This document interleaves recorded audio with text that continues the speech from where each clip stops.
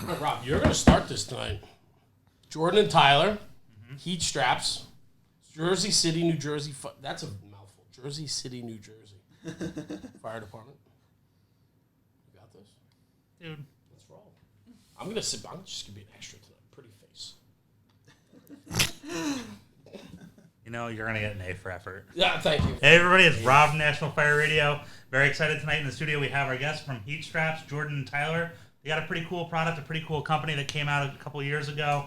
And I've been a huge fan of it ever since I got my hands on it. And we're gonna dive right in. As always, Tucker and Jeremy in the studio with us as well. So let's get this thing started. Heat straps.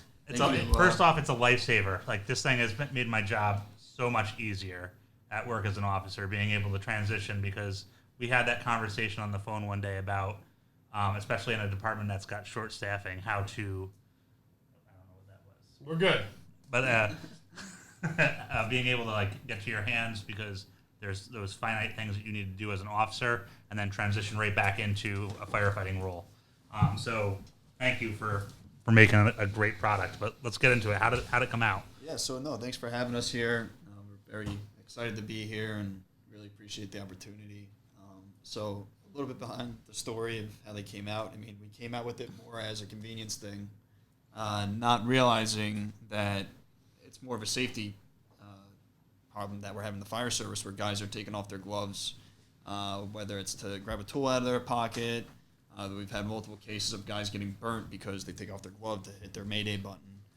Just different things throughout. You know, guys that say they don't take off their gloves, they're lying. I mean, you're constantly taking on and off your gloves, and this is just one less thing you have to worry about, losing your gloves in an ideal H environment. So let's talk about this for a minute, because probably not everybody that's listening even knows what heat straps are.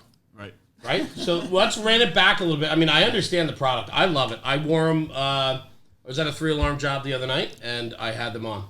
And I'll give you my specifics about that in a little bit, because I was thinking about it after that night. Mm-hmm. And I go, damn, I should have got a picture for the guys, because they would appreciate the picture of it. But, however, what it is and how my wife describes it, right? Because I was talking to her about it, I showed her, and I've had them for a while now. They are basically to keep your mittens on. Right. They are, yeah, right? As simple as that sounds, right? And I know you probably hate that description, but it paints a picture for everybody listening and watching, right? This is a cuff that goes around your wrist that doubles through the loop on the inside of your glove cuff, and it keeps your gloves in position. So as you take your gloves off, they hang. They dangle off of your wrists. And it's a very simple thing, and I can't believe it never existed until you guys were like, hey, I got an idea. Right? So why don't we start with the idea, man? Jordan, where did this come from? So I've only been on the job for 2 years, but in the academy, I actually came with the idea in the academy. I was masking up on a graded staircase, and I put my gloves down in between my legs, and it fell between the grade of the stairs, and I could not get my glove again. So at that point, I was pretty much useless, and I went to my instructor. I'm like, what the hell do I do? He's like, what do you mean, what do you do? You have to get, you can't do anything. You're screwed. If you lose your glove in a fire, you're not going to get it back, Or we had another instructor who would literally, you're masking up, your gloves not underneath your knees, he would come take it and make you look for it. Throw it, kick it. I've seen it, yeah. And so it's funny I say that, just multiple cases. I mean, in the academy, you're constantly masking up, taking your gloves on and off. And, so that day when I lost my glove, I went home and I was talking to my father. I said, like, why do I have to worry about losing my gloves? It's like, you're constantly taking on and off your gloves, but what happens if they just stayed attached to your wrist? He's like, that's a really good idea. I mean, my father, He was a captain in North Hudson Regional. He was on the job for 25 years. So here's another guy that has been around. I'm backtracking here, but we're third-generation career firemen. And, so we have a lot of bloodline and a lot of knowledge about the job, and we grew up around it. And my father said, you have to look into that. So, I took about 8 months to find the right materials, to test it out, to do a bunch of things, and we finally came up with the heat strap, and that's kind of where we're at now. I love it. I mean, let's talk about that bloodline, and then we'll get to where we are, because I think you guys, just meeting you guys now several times, we've gotten to know each other shared a few cocktails here and there, and told some great stories. But the product is pretty simple and straightforward. I think of it as I was doing a little background before we came in here tonight, and I read a comment that you guys made that it is an important piece of PPE of your gear and not a gimmick. Right. Too often there's gimmicks. Right. Too often there's that quick fix, and so on. I never realized how often I take my gloves off, put them on. I know everybody, listen, the Instagram warriors, the Facebook police, right? Learn how to mask up with your gloves on, learn how to do everything with your gloves on. I agree. However, that's not always the case. This is a simple fix to something that I realized the other night. I'm glad I had them, was when I was transitioning between a couple different jobs, and I needed to take my gloves off, and the gloves are soaking wet, and they're hard to put back on, and so on and so forth, right? So it's a cool product, but it's simple. So my question, I guess, is how did a third-generation fireman kind of figure this out, right? I mean, you grew up in a house full of firemen, your father and the generation before. And you guys both got on the job, following in Dad's footsteps and the generations laid before you. Why hasn't this existed before? Like, why are you the guy that was like, wait a minute, I got a problem? So anytime I go somewhere, that's the first thing. Yeah. So it's literally everybody. Well, why didn't I think of that? And it's kind of funny because the fire service doesn't like change. Yeah. Say the fire service doesn't like change in the way things are, right? And I saw a meme that had a picture of a fire bucket, and it said if we were, we would still be putting fires out with buckets if we didn't change anything, which is true. No doubt. Right? So, I think when people first see this product, they come in and they see it's like, what is this? And as you said, people come up and say, this reminds me of my mittens. Yeah. And I say to them, well, did you ever lose your mittens? And they say, no. So I'm like, well, there's your solution right there. It's not about just losing your mittens. It's also it's working faster, working safer, and just keeping accountability of something that's overlooked. Yeah, and I think part of it too. What I love about it is you guys found a problem that all of us have. It exists throughout the fire service, right? I don't care how good you are. There are times where you lose track of your gloves, no doubt. You guys addressed the problem, and you did something about it. So many guys don't do anything about it. Like you were saying, you were like, why you? Well, because you followed through. And I think, man, like kudos to you guys for coming out with a very simple product. But I mean simple in the highest regard. Firemen need simple. And this is simple. Yes. And, the history of what you guys have done in the short period of time is a testament to how good this product is. You guys are in major metropolitan cities. You're in other towns across the country that you're outfitting complete departments. You want to talk about the experience and all of that? I mean, why don't we talk about the manufacturing process, not the proprietary stuff, but the trials and tribulations going into developing a product? I mean, this doesn't have to all be firefighting. I mean, let's talk about what's your background. I mean, do you have design and building background? No. Right. So you didn't go to the Fashion Institute? I did not. Well, no, maybe for 1 year, but I dropped out. Nice. Yeah, you're chasing the short skirts in fact. Yeah. I know exactly why he was there. No, but so a little bit about myself. Yeah. I went to William Patterson University. It's a small school in New Jersey, state school, where I played hockey. I went to school for finance. Knew in the back of my mind that I always wanted to be a fireman. Like it was always the option. If I was lucky enough to get the opportunity to do it, I would take it. Took the test in school, got a job out of college, working for Hilti, which is a tool company. Right. I advanced really fast, and then I came to a point in my life where I had to make a decision if I wanted to be a fireman or continue to grow in my company, which I was doing well at. And then I said to myself, if I didn't take this job, I would have kicked my own ass 3 years ago. Yeah. So that's kind of the story. So I learned a lot about business. I learned a lot about how to meet with people and talk with people and just doing the right thing. So that's another company where I know I'm talking about Hilti right now, but I had a product that I genuinely believed in, and it was very easy to sell and talk about it. And this is kind of the same way I feel about this. It's not a gimmick. I have no problem going to anybody in the fire service, regardless if you've been on the job for 2 days or 30 years, right, that I can come to you and say, okay, this is going to solve your problem. Jordan, you mentioned about working out of college and that you said you're on for 2 years now. Yeah. So how old are you right now? 25. So you're 25 right now. You got out of college. You're having this experience, and I think this is where my mind's going with this, is that you were a millennial, like using the term. I'm in a. But I know, but my point is you got these skills to communicate with people, and it was very much part of the process in developing the heat straps, because this was not like just most people they get a bad rap, but they're not communicating with people. Right. But here you are, you're in this generation, but you've gotten the skills and you're out there and you're developing this product, and it just didn't happen overnight. Right. So I'm a very passionate person. I take a lot of pride in my job, like being a fireman. I grew up around it, and I knew what it was like to be in a firehouse and be with guys 24 hours a day, and become like one big family, and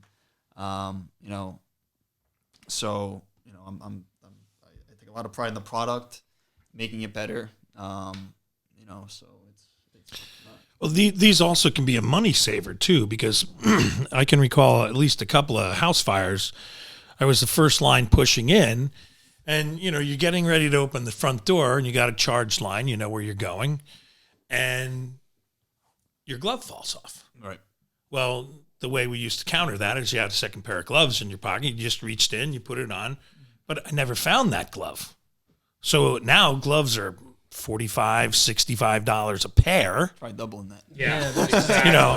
Well, you got so it's been a while since It's been a while since I've been chief and paid for things. But you know what I'm saying there. I mean, right there, you could easily have saved a pair of gloves. Right. And usually they match, so you're not going to keep the other one. You're throwing that one out. And I know of at least 3 fires where I've lost gloves on and never gotten them back. So funny, my captain, who's been on 39 years, he comes up to me. He's like, "Listen, every fire I go to, I always lose a glove. I have a locker full of left-handed gloves." So I gave him a set to try out, and sure enough, he's like, "These things are awesome." Yeah.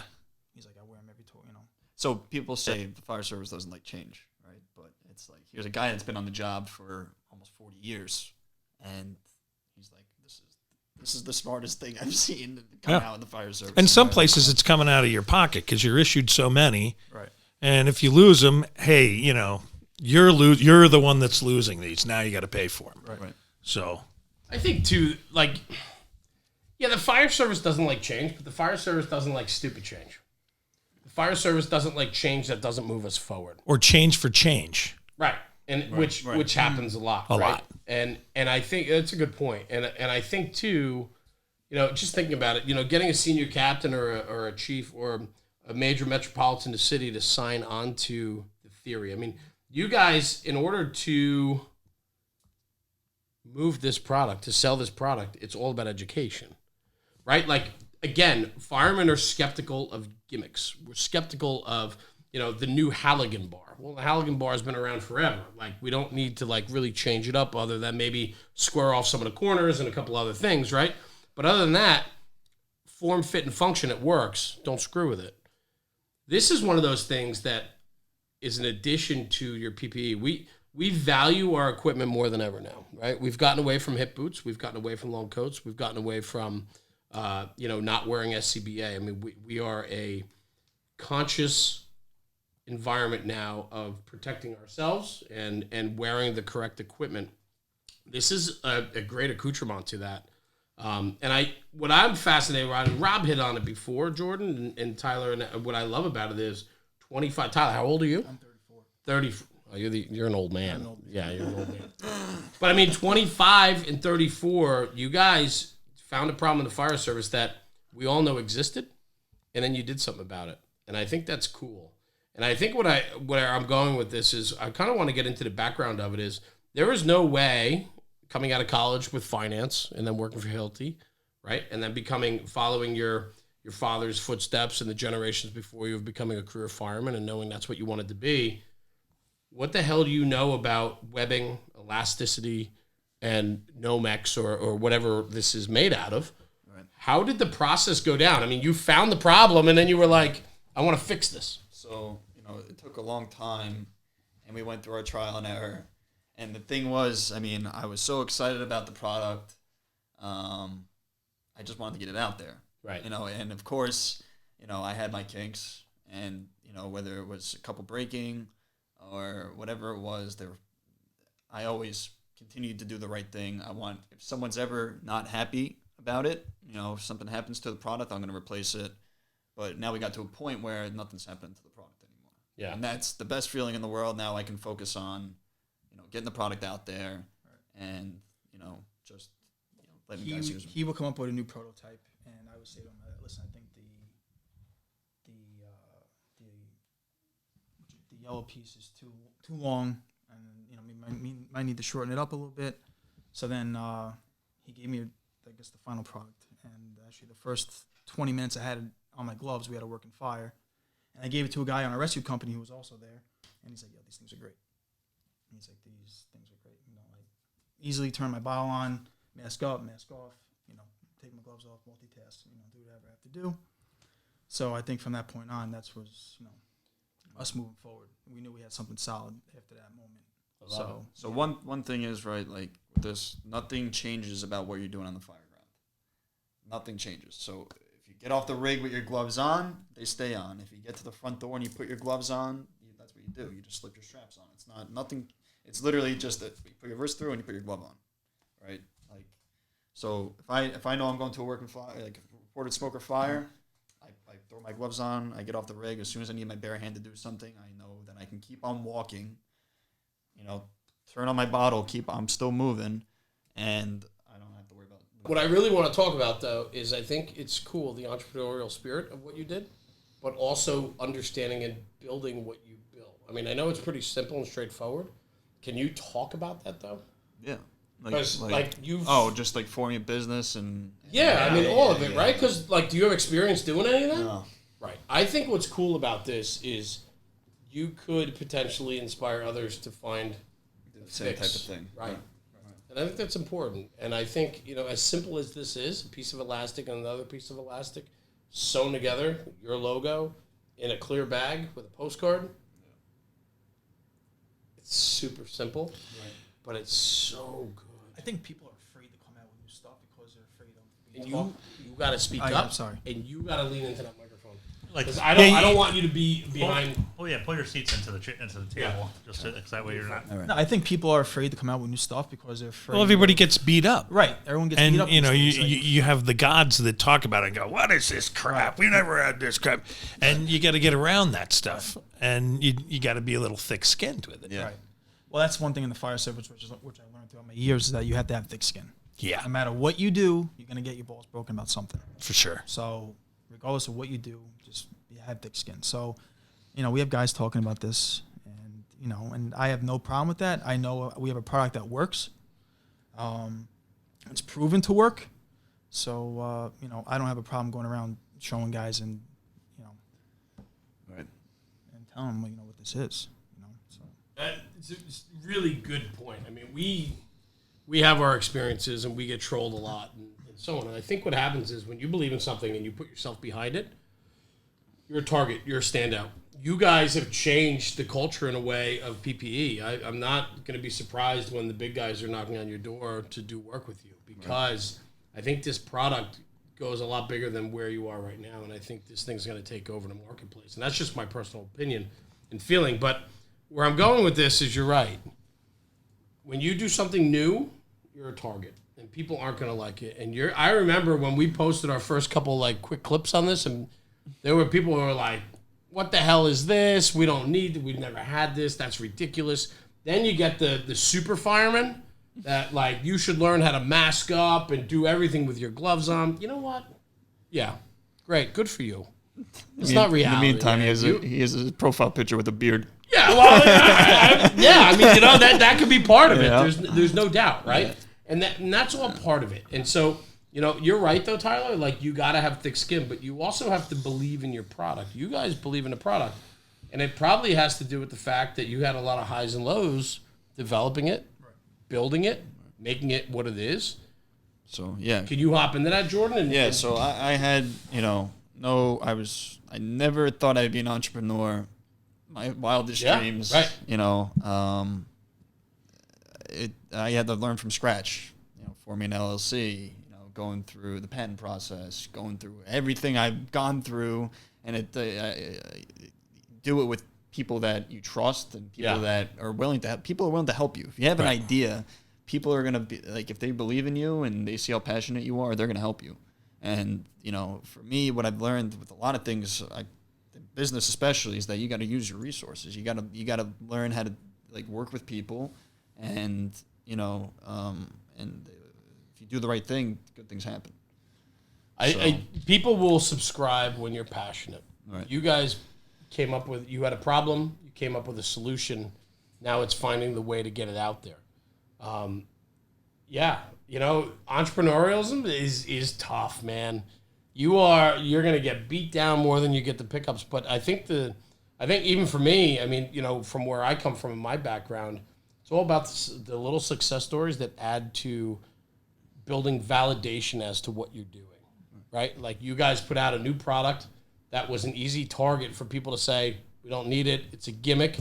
However, you're creating a culture, you're changing perspective.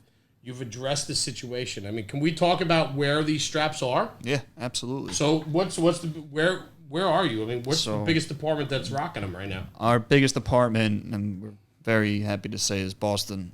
Right. We outfit the whole Boston Fire Department. Nice. How many sets? So 1,300 guys on their department. So that was, I want to say, we were at the right place at the right time. Bullshit. It's hard work, brother. Yeah. It's hard work. Yeah. You know, timing's important, but you know what? Yeah. It's hard work. Right. It's discipline. It's passion. Right. So, long story short, there was a fireman there that burnt his hand. I'm not going to mention any names, but he burnt his hand, and he was telling us a story where another guy, he went to go hit his Mayday button on his radio, a guy that never takes his gloves off in an IDLH environment, had to take off his glove to hit his Mayday button because he couldn't get with a gloved hand, dropped it, it got bad really fast, and he lost his glove. He dropped it on the ground, and he got third-degree burns all over his hand. He said, if I was wearing these straps, I would not have burnt my hand. Right? So a battalion chief heard the story, sent me to the deputy chief of training, and he's like, all right, well, we'll try him out. It's a great idea. I like the concept. I like that you guys are firemen and, you know, trying to make a change, and we'll see what happens, see if the guys like him. 2 weeks later, he calls me up and says, we want him. I'm like, all right, well, you want to like outfit your SOC units? He's like, no, we want him for everybody. I'm like, all right, let's do it. It's great. Let's do it. So, like I said before, I came up with this idea as a convenience thing, right? Not realizing that this isn't a real issue, like a real safety concern that we have in the fire service. I mean, your gloves come off when the shit's hitting the fan. The first thing you would do is take off your gloves for dexterity. You know, whether it's like you're at a window and you have to get underneath the hinge to open up the windowsill, or, you know, anything. So, you know, it's just, I have no problem talking to any about this. If somebody said to me that this wouldn't work, I would love to have a conversation with them. Like, I just say, okay, well, what do you do in this situation? What do you do? How do you grab a tool out of your pocket? How do you know what you're grabbing in your pocket? You know, or Yeah, I mean, he was on a situation you were on the roof a couple months ago, right? right. So it's like every time I use them, I find a new use. You know, I was cutting a hole on a roof, and I had to check how much we were up on the roof for like an hour and a half. It was crazy. Yeah. And we had to see how much fuel I had left in the gas saw, and I took off I tried doing it with the gloved hand. I couldn't get it, so I took off my glove, opened up the cap, saw how much gas I had, and closed it, and, you know, went back to cutting. But just, you can't unscrew that thing with the glove on. It's impossible. It's such a good point. I mean, Rob, I remember when we first started talking to you guys and looked at the product and so on, you said you gave us a couple sets. You're like, go try them, have fun with them, go try them out. Rob took them up to work, and Rob made a good point. I want Rob to talk about it a little bit because most departments are strapped for manpower. Most departments require the guys, the women, the firefighters to do more than one job, right? Not all of us have the luxury to be in a department with a 5-6 man company where you're assigned to the roof, you go to the roof, and that's your job only, or you're the OV, or you're the control, or you're the nozzle, right? Like, a lot of us work a lot of different functions on the fire ground, and some of it can be in fire attack mode and support services mode, but then also in a command position, right? Maybe in a volunteer service, right? I mean, you start off in a command position and then you get released as more resources arrive on scene and you get to a forward position. Rob made a really good point about it where he was talking about in his department where he is a career boss who is command in a lot of times and then also becomes an operational position. You want to talk about that? Because so one of the first things that I remember with the products coming out was that people were jumping on that whole you should learn how to use your gloves, you should learn, and I was like, yeah, that works great. Like Jeremy pointed out, the bigger departments and everything, but I said, you don't fight fires where I fight fires. You don't go on the numerous, medical calls and smells and bells and people who fell.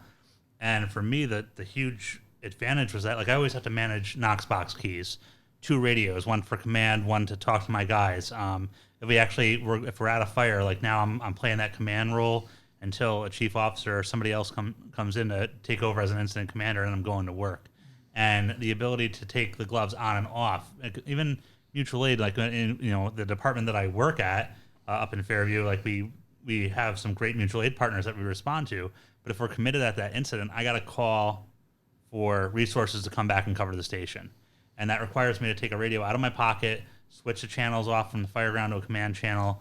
And there's this, like you said, it's fine digital dexterity to get that whole thing under operation and then go back to putting my gloves on and going back inside and working with the guys to fight the fire. Right. I think I remember one fire in particular, and I keep meaning to get you the helmet camera footage for it because the straps, my gloves are, they're hanging the whole time. And there was so much that I did outside without my gloves on that required my gloves to not be on until the point where I actually masked up. And, I'm on, it's funny, I've watched the video a couple times, but I'm getting myself situated and then my gloves are on like that. And I'm in the door and there were people masking up before me who were not ready and they're stumbling and everything else. And it's been for me, it's been a lifesaver. And one guy I got into a discussion with because he commented on one of the posts, so I just sent him a message to be direct with him. And I said, you look at the majority of departments that are forming, at least from the IAFF standpoint, they're small jobs. Nobody's coming in and saying, you know what, we need to hire career firefighters in this town, and we're going to put 60 of them on. We're going to hire, one captain, 4 lieutenants for, each shift, et cetera. That's not happening. So it's these small jobs that are 3 or 4 members who are starting. And these are products that if there's anybody out there that's listening that's in one of these small departments where you have to wear multiple hats in a short amount of time, it's great. And then the other thing I found is the guys that because I gave a couple of these to the guys that I was working with, and instead of having a traditional glove holder, they switched it to a carabiner and they just slipped these through. Right. Because for us, it's a cross staffing issue. We go from running an ambulance service to running a fire department, and getting that gear out of the ambulance, somebody would have the traditional Velcro glove holder or the one, and something would rip and fall off, and now they're without their gloves. Nobody's lost their gloves with the heat straps yet, so that's been a huge, it's been a huge win. Right. I mean, it's as my cohort would say, it's a home run. Right. So it's just been, to me, it's been one of the best things. I don't want to say it's changed my life, but it's definitely made my job a lot easier. Right. So yeah, the one thing I like to say about that is that I love hearing stories about this is what happened. I was doing this, and then I took my glove off for a second, and my straps were there. I just want to say thank you. And we get Instagram messages daily hey guys, I used your straps at a fire today. They were awesome. I just want to let you know they saved me a lot of time and blah blah blah. And there's these testimonials from these people that I always ask, hey, send us your pictures. I mean, we love to see your straps in use, but this is genuinely people taking their time to reach out to me and say thank you, because this has been an issue I've had for a very long time. And the one thing about it is, everybody, they take this, you found a use for it. Mm-hmm. And for maybe some larger department where they're not doing that, they have their own use for it. And everybody's kind of, figuring out a way to use these and whatnot. So. And I don't think, and we've said it before, but there isn't a firefighter that has not taken their gloves off on the fire scene for whatever reason. Right. And it's even like it's as stupid as going out to rehab afterwards and drinking a bottle of water and swapping out your bottle on your pack and then being able to go back in and not worrying about where this stuff has gone because it's right there. Right. Right. I mean, for me too, like, I hate wearing my mask. I hate wearing gloves. Right. Like, you train and you go to fires and you wear your mask and you wear your gloves. I was at a fire the other night. Mask up, got to go in, got to put your gloves on. But it doesn't mean I enjoy doing that. It doesn't mean that I enjoy being on air. I'd much rather have my mask swung over my back and across the back of the pack and be able to work without the restriction of a mask, right? Without the restrictions of a glove, So there's something to that, and I'll probably get my balls busted for saying that, but there is some merit to that, right? And so you talked about dexterity before, Jordan. Like, dexterity is important. When you get jammed up, the first thing you do is you go in. There's a second of panic. Right. You can train as much as you want. You want to hold this? Yeah. You can train as much as you want. You want to go into situations. I mean, your situation in Boston, where you were able to get your heat straps on the front line with all those guys, came directly from a terrible fire, that line of duty death fire, I believe, where the guys that were in there trying to help and that were answering the mayday to do a firefighter removal ended up getting very serious burns because they needed their hands, they needed their gloves, and so there's a real issue there, and I think for you guys, like I'm super happy for you guys because it's a newer product, right? I mean, you guys, how long, Jordan? I mean, how long has this been in the works? Just over a year. A year. Yeah, and I know that's outrageous. It sounds crazy to even say that because it's amazing. Like, I never thought I would be here, and I know I'm not just saying that to be like just saying that. Like, it's for real. Like, it doesn't even feel like it's been a year. It's kind of crazy. No, I get it, but you've had a lot of trials and tribulations with it. Right. And your brother's been rocking them on the job and trying them out as you went through the testing phase and figuring out what works. I kind of want to just jump back in. We're shooting live right now, so I think it's important to talk about the experience of it too, right? I mean, firemen are firemen. This is a whole nother avenue, right? So, testing back and forth, education. We had the Fastboard guys in here a couple weeks ago where we did a podcast with them and their product. And we bring companies in like yourselves, guys that we believe in and products that we believe in and something that's new to the business. And that's why you're here tonight, because we enjoy your story. We appreciate your story and we like the product. And so it's not a gimmick. This is a fix-all. This is something that needs to become part of your everyday PPE, if you will, because it is addressing a very simple issue that we've all faced for a very long time. But I think what's fun about the conversation is, when we hear about how it all started, where you went with it. It's only been a year, but it's been one hell of a year. Right. And you've had to learn the ins and outs of building a business, business relationships, and so on. But it's also, like the Fastboard guys, it's a culture. It's education. Right. It's not, that's the biggest thing. When you look at your product, you're like, it's cool. Like, what is it? What does it do? The functionality of this comes through the storytelling and the background of it. And that's what I like about it. And even we were talking about this at work, we went to your alumni, then we were just telling this that we opened the door of this townhouse and it was smoke from the, floor to ceiling. But you could, and I think everybody here can agree, burned chicken has that one particular smell, and that this chicken is cooked in the pot. So I picked it up, and I'm like, all right, I know where this is. But, I'm like, gee, this kid is here for a bachelor's and burned chicken. And, I said, this is ridiculous. I'm putting a mask on for burned chicken. But, he had, burned everything up. Get into the kitchen, the fire is out, but I have to go through and open up doors of keys. And these heat straps are there, and, like I said, got my gloves on. Oh, I got to go touch the stove. Cool. Gloves come on. Gloves come off. It was, like I said, it was easy breezy. It was great. So it just. Well, it's also one less thing you have to keep in your pockets. Everybody has loaded pockets these days. And I always carried an extra set of, now I don't have to. So now I can feel more stuff in my pockets. And when you're trying to squeeze through small spots, you have these pants on now that have pockets huge. And now you don't have to do that. It's one less thing that you have to have with you. And this is very small. What was one of the challenges? Like, if there's a challenge that sticks out in your mind, what was one of the challenge, like one of the challenges that you overcame in developing this product that you were just like, yeah, this is the hill I had to climb, and I'm on a, I'm successful because I'm on a mountaintop of failure. Like, what was it that you? I think it was our first manufacturer. I think we had we brought this product to them, and they thought that they could change it for us, make it stronger, better, and more durable. And it turns out they completely destroyed the product. Yeah, no, listen, we're being completely honest. Like, please. And so everything has been a learning experience, right? So it's like, so when we finally realized what was going on, we had to backtrack and realize, we have to start from scratch all over again. And so we had to find a new manufacturer. We had to find, that, and we had to backtrack. I mean, we didn't have that many that went out, but we had to backtrack. We knew what they looked like.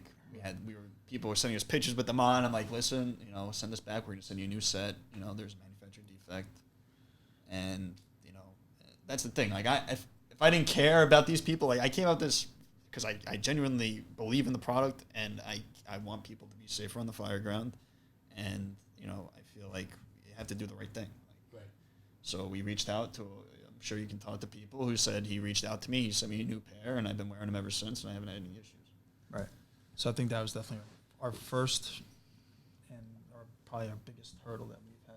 It's not going to be your last. No, it's definitely not But your last. it speaks to your company, because people don't buy what you do. They buy why you do it. Right. And you're truly here for the right reasons. And that action alone of being like, realizing one of your manufacturers screwed something up on you, and like, in probably one of the most deceitful ways, because they changed your product, which is like changing your baby, right, without letting you know. And now it's out in the hands of people who, like, you understand why they're out there and why they're buying your product, and it could possibly fail. And you take it upon yourselves to start reaching out to those people and saying, I remember, because you gave me test straps and you're like, hey, send those back. Like, they're like, I'll send you new ones. Right. And you did. Right. And you were like, yeah, don't worry about it. And I'm like, well, you want me to pay for these? Like, these are, and you're like, nope. So I think that's, like I said, that, that there's a lot to grab there, and especially from a business world, because I think in the fire service, and we talked a little bit about some stuff beforehand, but there's opportunities sometimes where, like, people give you products and they don't function how they're advertised, and you bring that up. People think, right, it's like this glamorous thing, like, we're selling to Boston, we're selling to New Haven, we're selling to all these major cities, they must be rolling in money, blah, blah, blah. But what people don't realize is that there's a lot of trial and error, and there's a lot that goes into it, a lot of work, and I don't really care for the money too much. It doesn't really mean too much to me. I do it for the fire service, and because I genuinely believe in the product. And that's one of the things that we had to face at the way beginning, and those are new relationships that we formed as a new company, and well, it's a good product, and the money will come because of that. Right. Is there a success story that sticks out in both of your minds, like individually, that you've gotten from customers? Yeah. No, I said it before. I think the Boston thing is definitely the biggest thing. I mean, that's when we realized that we had a product that was going to save people's hands, going to save people's lives, And for someone to come from a prestigious department like that to say, if I had something like this that would have saved my hands, that's like, it says a lot. Honestly, it humbled me to say, inside to realize that we have something that's going to help people like that, so. I think for me too, like, I just know from what we started here, a lot of the payment that I enjoy is the validation and appreciation that we get from people. It has nothing to do with the advertising dollars or the selling hats and shirts and all of that. It's building a culture. It's building the belief that the job is good. It's building a brand. It's making a difference. It's that DM that you get where somebody, like you said, somebody said, hey, man, because of you guys, I'm going to burn up my hand today. I think those stories are so much more powerful than the almighty dollar. I think too often people get lost in the money end of it And you guys went into this for all the right reasons. You had a problem. You wanted to fix the problem. And for it being an accessory, it became a way of life because you realized that you were doing it for yourself, but it addressed a bigger problem. Right. And I think that's the important conversation to have. And for me, I mean, it's all about making a difference. And I think that's all part of firefighting too. I mean, people aren't firefighters for the money.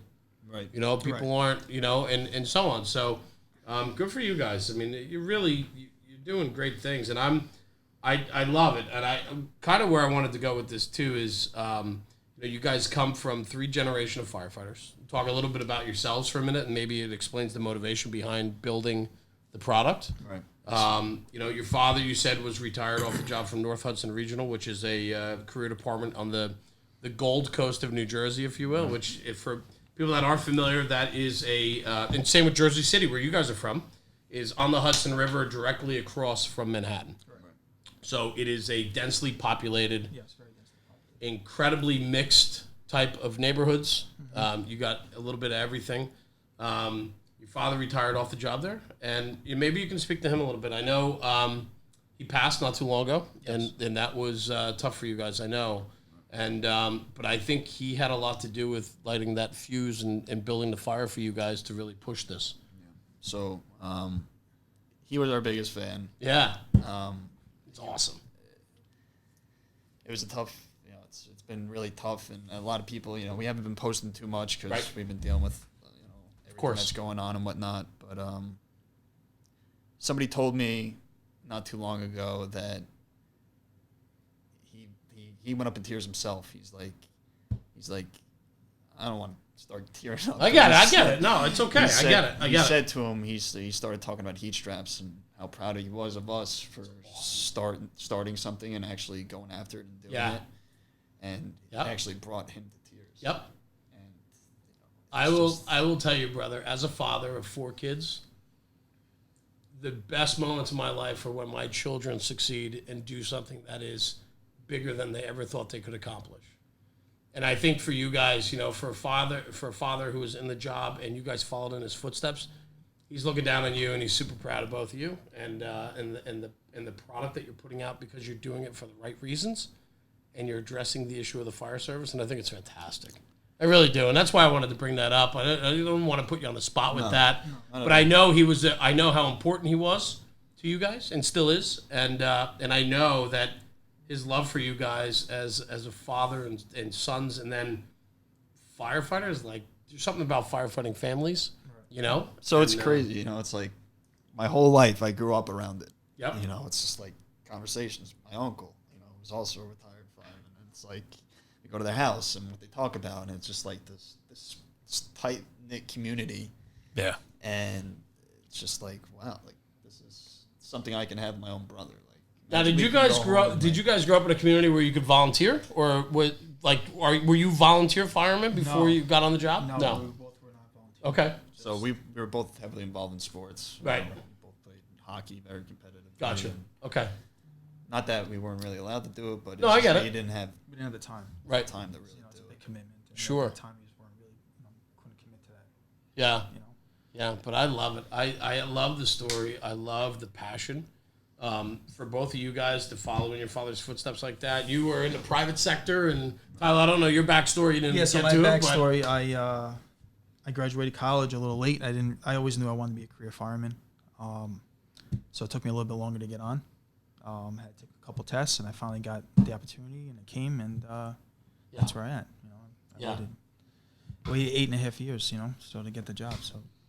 But you did it right, and you got the job. Right. I mean, that's another message for a whole other night. I mean, you do the right thing, and good things happen. Right. So I graduated from NJCU in Jersey City with a history degree. I was teaching a little bit before I got on, and I transferred over from teaching to Jersey City. Followed in the footsteps. It's awesome. I can only imagine how proud, your father was the day you guys got pinned, and so on, following in the family business.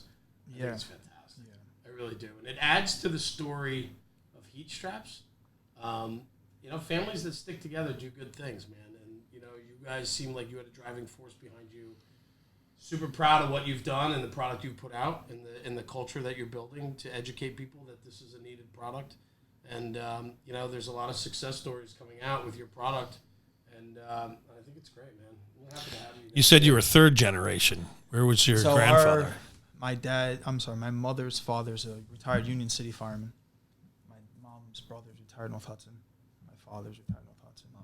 Mom's uncle's retired. Wow. Union City. So everybody's Yeah, Hudson County. So you guys really didn't have a choice.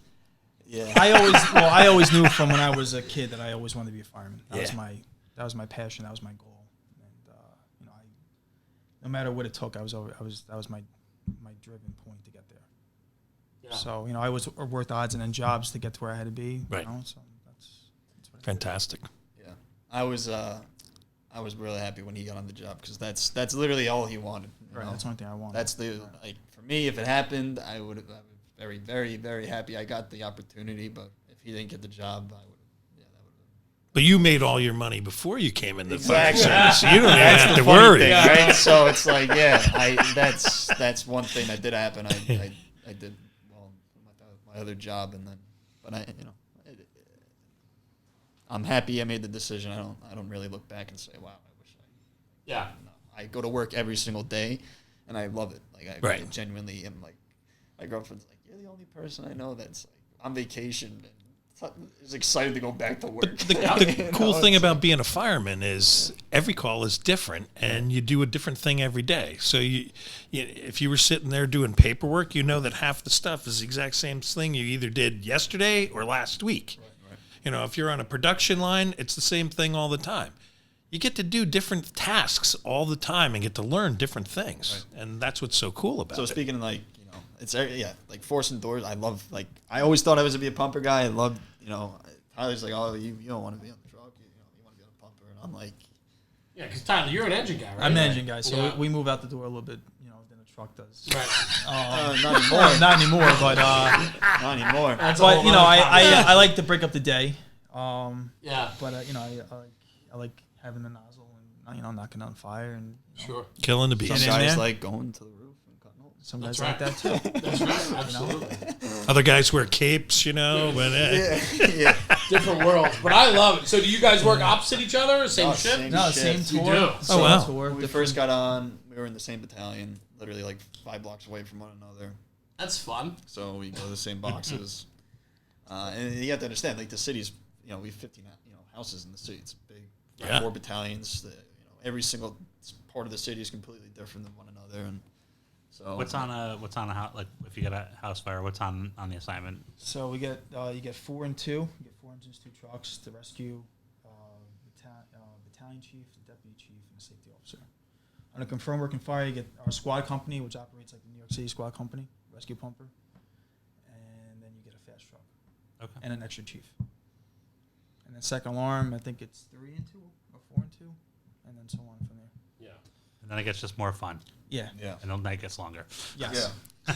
It's an interesting city, though, because it has a lot of new money in it, but it also still has some tough neighborhoods. Yes.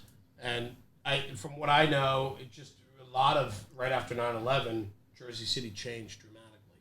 The downtown, a lot of New York City came out of New York City downtown and moved across the river to New Jersey, feeling safer. Right. Yeah, the financial district and so on. Right. So that really put a big building boom in Jersey City. So right now we're about to surpass. I think we might have just surpassed Newark as the most populated city in the state. So, and we're in a unique department as well because we're looking to actually add companies, and we've been hiring like crazy for the past couple of years. So there's talks of our chief wanting to put on another two pumpers in a truck or another 2 pumpers and 2 trucks, which is like unheard of. But that's the city that we live in. I mean, we have, and you're pretty well staffed too. Yes. Which is not normal. but Right. think how fast the city's grown. Yeah. Right. It's crazy. Right. So we do need like that 5th man on the pumper. We need that for the stretches that we have. We definitely that 5th guy plays a critical role on the kinks, and going up the 5-story walk-ups that we have in the tenements. That's key. Yeah. And it happens on a pretty often basis. So, having that extra guy is definitely crucial, and especially on the truck companies too. Everyone has a role. Yeah. Going to the roof, you're going to the roof. You're going inside, you're going inside with the boss. So nice. Yeah. It's nice to get a little background on you guys that you come from an urban department. That this product's been tried and true in your department. You guys have been trying them. I'm sure. I don't know if it's departmental wide, but I'm sure there's a lot of guys on the job that are wearing them, and so on. And what I love about that is, I love when you give this to your buddies or the guys on the shift, and you go, try these out. Let me know. And up front they're like, what is this? Like, what are we doing, right? Right. So And then you talk about hurdles, right? Yeah, right. Yeah, So- exactly. So after I wore them for the first fire, and then I'm showing guys, and guys are like, what are you wearing? Yeah, what are you like, doing? Like, what is this? I'm Right. like, well, this is what it does. You mask up, you take this, your gloves are right there, and like, oh, all right. Then, a couple more jobs, the guys are starting to see how they operate and work, and then the guys that are making fun of him the first 2 weeks are the biggest fan. It's always the Right. case. It's always the case, it's brother. just a It's trickle, always the case. trickle down. It's crazy, effect. man. We visit departments. Like, we went to FDNY, guys. We visit fire. Like, that's what we do. We visit firehouses. We talk to guys, whatever. And they buy the product. They don't. If not, we sit But that's there, we also talk. a cool part of the job. You Right. get to meet a lot of guys. Right. We Right. get to meet No, a lot of definitely a lot people. of But here's a connections. guy, right? Literally, I forget where we were in Manhattan somewhere, and this guy, he grabbed the Scott pack, took his helmet because they're taught how to mask up a certain way, where they put their helmet on their forearm, and Right. But he did the whole entire routine. Went on air, took a couple breaths, and he's like, he took it off. He's like, all right, this works. We're good. And then honestly, everyone in the house bought a pair of straps that day. Yeah. Yeah, which was Right. like, Because people are like, oh, it's gonna get tangled in something. It's not gonna get tangled in anything. And I think too, one of the things that you guys have pushed out just as hard as like the advantages, like you've said, like this is not an excuse to not learn how to use or how to work with your gloves. Right. Like, and that's because I think that was one of the things that like somebody's like, well, guys are gonna get, and I'm like, well, like people are gonna do, like nobody thought when cell phones came about that we were gonna be texting. Like it used to be in a bag, and you had to plug it into like a like an inverted generator to power the thing. Wow, these guys are pretty young. That's why I'm telling them about it. Yeah. So how about But- this? But like it like now like we have to worry about all these other things. But like we're not saying that you're gonna not have those skills. Those skills are still here, and you're still learning them. Here's the thing, right?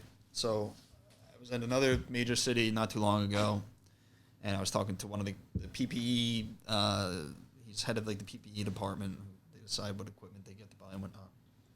He's like, oh, well, if I buy this, then guys are gonna think it's okay to take off their gloves and do all that. And I'm like, that's not the case. I'm like, so when you grab a tool out of your pocket, what do you do? He's like, well, I take off my glove, I go in my pocket. I'm like, that's the point. Right. Like, it's here, so you don't have to worry about that. Yeah. I don't. Like I said, every time I use them, I have a new scenario in my head where I take off my glove. It just happens. So I'm thinking about, going from the first floor or the second floor to the third floor, checking for extension. But when you go to the third floor, there's a lot more smoke up there. So you're walking on the landing, going up to the third floor. And instead of standing at the bottom of the second floor stairs, you're, masking up, you're able to walk and keep on going up the stairs and walking up the stairs, putting on your helmet, put on your gloves, and going up.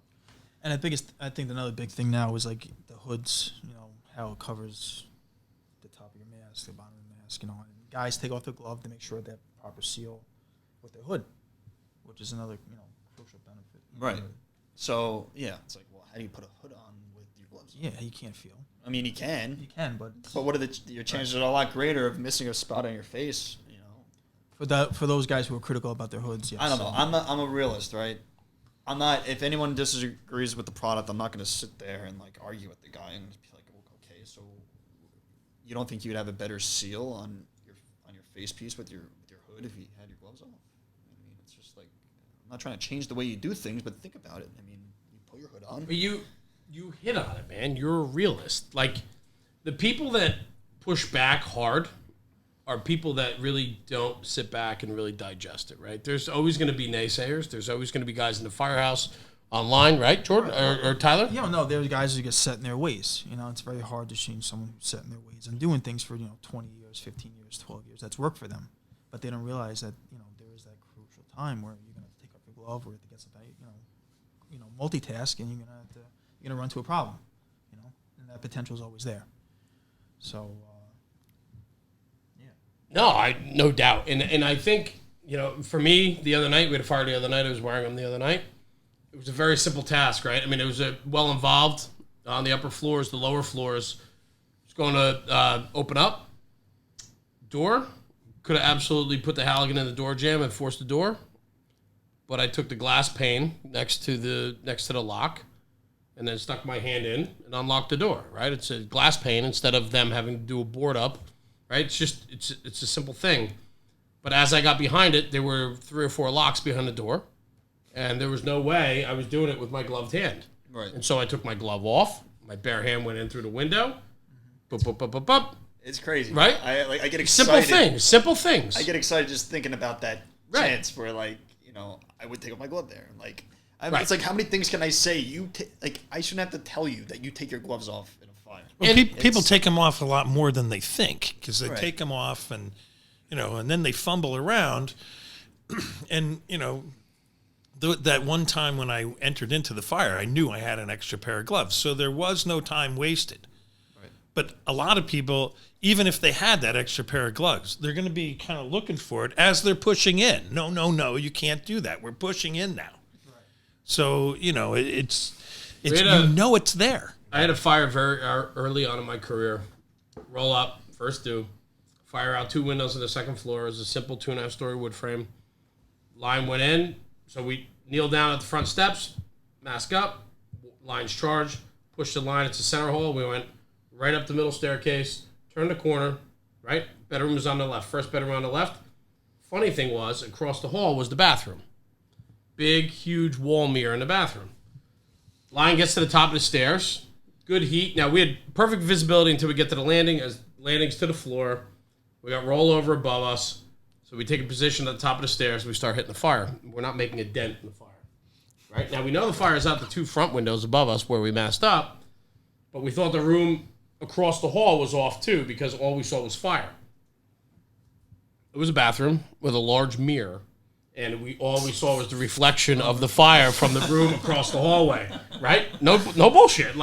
And that's one of those things. I had to be 20, 22 years old. I mean, it was just one of those things, But I remember, and what I learned about that fire is when I got to that landing, I realized I didn't have my fucking gloves on.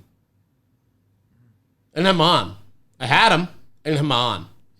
Right? Now, heat straps, I would have had them on in the rig around my wrist dangling, right? I was the backup. Kid took the nozzle. I was just backup. I took the second set of loops, masked up. We went in. I was feeding the line. I met him up. We got water. Met him up at the top of the landing, right? And then I'm behind him, and I realize, oh shit, I don't have my gloves on. It's warm in here. Warm? How about hot water, right? Let's talk about scalding water, right? So that was an experience from 20 years ago. Jesus, I'm getting old. Yeah, he's old. 20 years ago where, I think about it, and that was a situation where it was a learning curve for me as a rookie fireman to not understand, to have an oversight about not having my gloves on. And fortunately, I had them with me. I think there's a great conversation to be had, and I really do appreciate what you guys are doing. I think education is huge. I think getting people over that stigma of we don't need it. It's I've been doing it this way my whole life, or the all-stars that I don't take my gloves off. You learn to mask. I put my gloves on in the firehouse. Right. I mean, bullshit. Yeah. Come on, man. It gets thick after a while. So here's my thing, right? Yeah. Our goal is to make this a standard, right? Just like I love it. your helmet has a strap. There's no reason for you to lose your helmet. There's no reason for you to lose your gloves. So, the more I hear stories, I think about this all the time. You read all the NIOSH reports, and you see what guys were missing, guys, what happened to these guys that got injured, and you read these reports and it's found without gloves, found without gloves, found without gloves. It's like, shit's hit the fan, you take your gloves off. I don't care who you are, who you think you are. You're some God almighty fireman that says nothing bad is ever going to happen to them. You don't control or anything. First thing to do is, I gotta open this window, I gotta get some fresh air, I gotta do whatever the hell I have to do to survive. You take your gloves off. And I know there's a chance to get burned, but your instinct is this. It's an incredible point to make. So yeah, We're Where can we buy these? Where do we get heat straps from? So right now you can buy them on our website. They're also on the Fire Store. They're at Turnout Uniform in Jersey City. They're all over the place. All hands fired down in Neptune. And the website is heatstrapsusa.com. Correct. You guys do Instagram. Yeah, we're on Instagram at HeatStrapsUSA. We actually have a promo right now for bulk orders.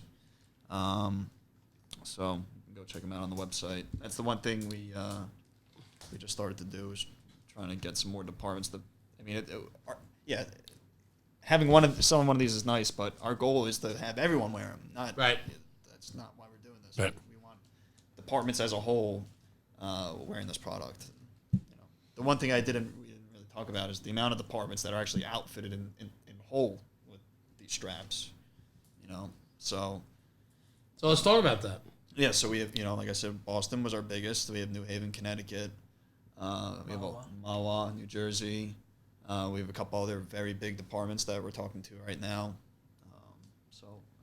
I think it's fun because I've seen them all over. Right. Like we go to a lot of firehouses. We National Fire Radio. We have a lot of invites and we end up in a lot of different firehouses all over the goddamn world.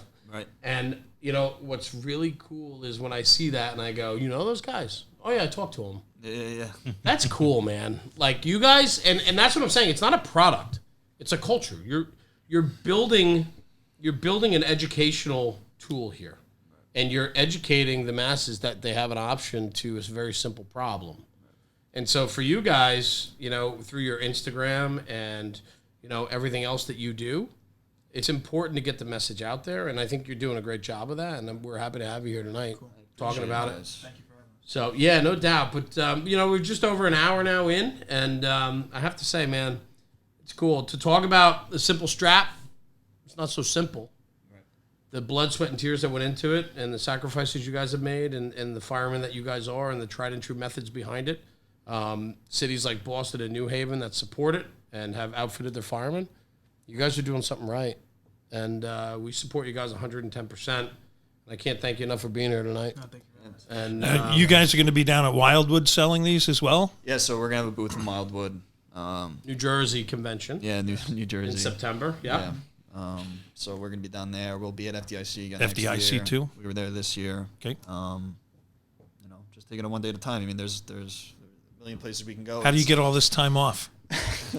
Must be nice. That's for another conversation. Yeah. All right, on that note, we're gonna, they owe a lot of guys a lot of things. Yeah.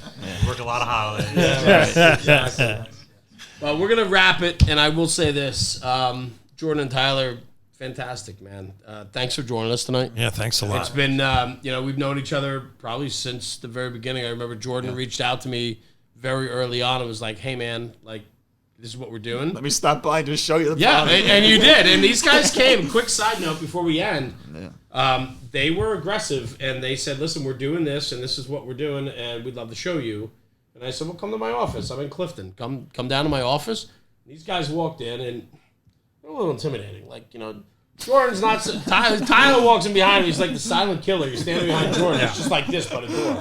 He's like, "Who's this guy?" Right? We get a lot of that in New Jersey. Yeah. It's part of the culture. We had a great conversation, and we handed out a bunch. You gave us a bunch of samples, and we handed them out to people, and we gave them away as not parting gifts, but just to people that we've done projects with and so on, and we gave them out. I know Rob's wearing a set. I wear a set. Yeah. And so on, but I also supply a steady stream of pictures to Jordan. Yes, absolutely. That's good.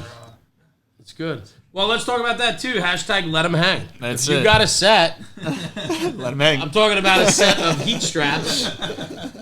Send them a picture. Tag them with let them hang, and let's see the product in action because it speaks volumes, And you guys are doing great things, and I'm glad you were here tonight. And thank you. Thanks for trusting us with your story. Thanks for making my job easier. Yeah. Thanks for having us, guys. Yeah, and we wish you guys a tremendous amount of success with this. And if we could ever help you with any of it, please let us know. But we're going to wrap, man. Heat straps.